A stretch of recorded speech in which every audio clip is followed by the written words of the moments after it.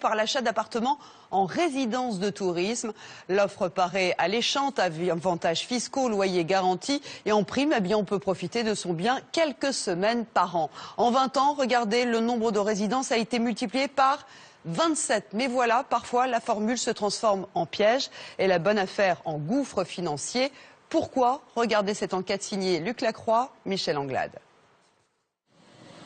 Sous un soleil typiquement normand, le village vacances de Branville, 336 appartements largement occupés, même en cette saison, surtout par des Parisiens comme cette famille, venus pour le week-end. Tu visites la maison? Avec la petite, toujours pareil. Le resto, c'est pas pratique. On est un petit peu plus, c'est un petit peu plus simple, l'appart. Avoir son indépendance et pouvoir profiter des activités. Attraction principale, la piscine, couverte ou alors extérieure, mais chauffée, à 28 degrés. Il manque juste le soleil.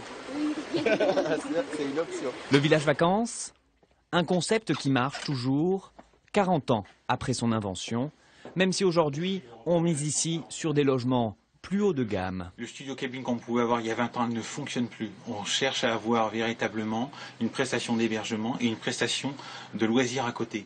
Pierre et Vacances a inventé un modèle économique. Des particuliers investissent dans des logements gérés ensuite par le groupe qui se charge de les louer aux vacanciers. Pour les propriétaires, c'est un revenu garanti sur 9 ans. Mais après, le bail est renégocié. Et le nouveau bail, il n'est pas intéressant du tout. Par souci de rentabilité, Pierre et Vacances a considérablement baissé le loyer qu'il leur verse. Dans le même temps, les charges ont augmenté. Résultat, au lieu de 200 € de revenus mensuels, il ne leur reste plus que 130 € par an. C'est vrai que tout est beau, tout est brillant pendant 9 ans, et après, c'est la catastrophe. En multipliant les réductions d'impôts pour les résidences de tourisme, l'État a rendu ce modèle très attractif. Des dizaines d'autres promoteurs se sont engouffrés dans la brèche, certains peu scrupuleux, comme le constructeur de ces logements inhabitables. Ça, c'est des pierres qui tombent du talus en fait, derrière la résidence. Donc quand même, il y a quand même un risque gravissime pour les clients. Un talus qui risque de s'effondrer, mais il faut toujours rembourser les emprunts. À l'âge de la retraite, Jean et son épouse doivent continuer à travailler. On n'en voit pas le bout, on n'en voit pas le bout. Et nous, il faut payer maintenant. On a un truc qui est complètement... on a une friche industrielle, et on la voit dépérir tout doucement, et on ne peut rien faire.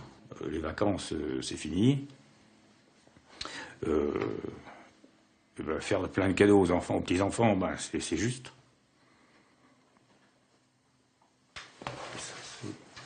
Leur espoir, la prise en charge des malfaçons par les assureurs pour mettre eux-mêmes leurs biens en location. La résidence d'en face vient de le faire au prix de sacrifices financiers. Une diminution du montant des loyers qui est de l'ordre entre 50 et 70%. Parce qu'au départ, c'était surévalué? C'était tout à fait surévalué. Ces propriétaires ne sont pas les seuls à avoir cru faire une bonne affaire.